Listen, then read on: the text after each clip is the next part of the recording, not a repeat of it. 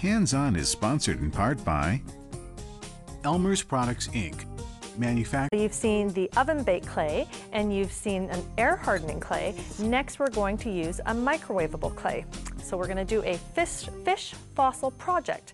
And your supplies that you'll need are the microwave clay, modeling tools, gray, brown, and black paint, a sheet of tin foil, and your basic supplies, a rolling tool, a paintbrush, and either sponges or a foam brush for painting. This is an easy project to get started. We've provided a pattern for you online that you can use.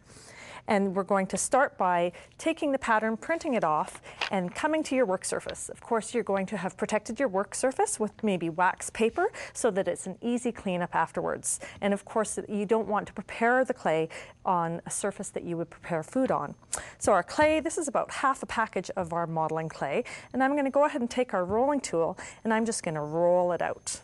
And if I look at my pattern, my goal is to make a square of clay approximately the size of my pattern.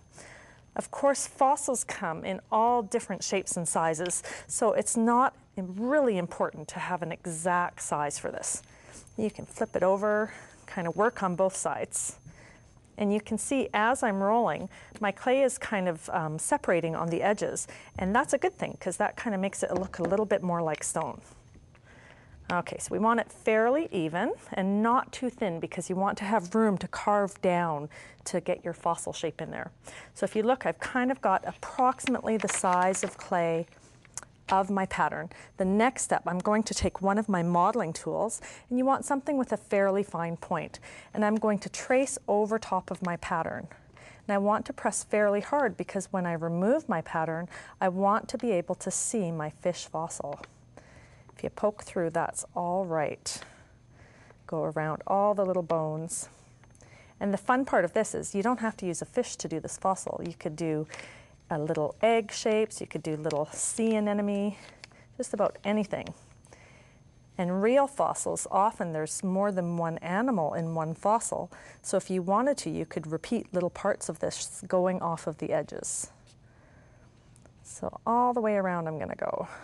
A little bit more. And I'll just check it and make sure I got all of it. Yep, so you can see I have the indent of my whole fish. I'm even going to place the eye. So I'll just place this approximately back on. There's the eye. Okay, the next step is to carve the clay out of the area within your outline. So there's some good tools for this. You can use kind of a little scoop tool. These ones have a nice sharp edge on them. So you can kind of outline it first and then just scoop it away. And again, this doesn't have to be really precise. If this fossil was actual, it would be all different kind of indents and textures to it from all the weathering that it experienced. So I'm going to lift away the clay. And you can use a ball. If you'd like it a little bit smoother, you can smooth it down. There we go. And then I'll come along the spine of my fish. And often as you're cutting away this clay, it's easier to take several small thin layers rather than trying to scoop really deep on your first layer. And if you find that you're having trouble that it's lifting too far, you can outline each of the little shapes before you cut it away. There we go. And I like it looking kind of rough. I'm going to switch to a slightly smaller tool now to get these little rib bones. There we go. And my fish shape is fairly simple. If you wanted, you could go a little bit more intricate too and design your own pattern to use on here. A little bit more. You can see that this is a very simple and quick project. Okay.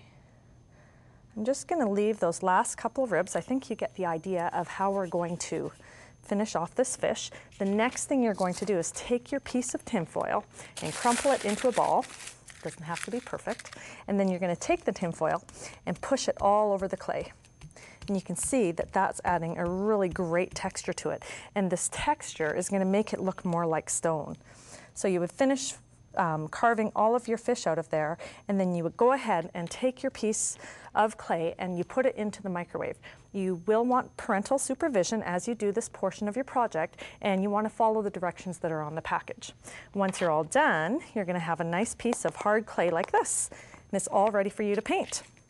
In painting, you can use either a small sponge or you can use the foam brushes, and you're going to start with a coat of gray. And you'll have to use quite a lot of paint and work it right down into all the little textury grooves. You get it right down into there and work around. You'll go around the edges a little ways so that you don't see any white when you're looking at your clay from any angle.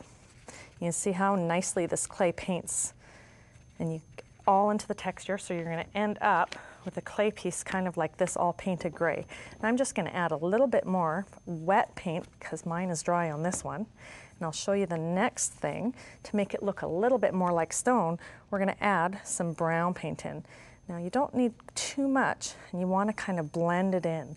And that'll just give the surface a couple more colors and make it look more dimensional and more interesting. And then the final little step of this is to take a paintbrush and a little bit of the black paint. And then if you kind of rub your paintbrush along the edge of the tinfoil, it will splatter onto your, oh, I need a little bit more paint. It'll splatter right onto your stone. You can add a little bit of water to the paint too, and that will make it splatter even easier. If you want, you can even go in and texture, add a little bit of darker color inside of the indents of your fish. And that will give it lots of detail. Once you're done adding all your color and dimension to your fossil, let your paint dry and you're pretty much done. You can see how nice and lightweight it is. You can mount this on a board and make a plaque out of it, or do all kinds of fun things like that. And another great option that we have is that you could make a pendant and do a slightly smaller version of the fish. You could print the pattern out at 50% size or 40% size, and then trace it onto our oven-baked clay instead. And then let that dry and harden. You don't even have to paint it if you use one of these great stone clay colors, and you'll have a pendant that you can use either on a necklace or a keychain or anything like that. And that is our fish fossil.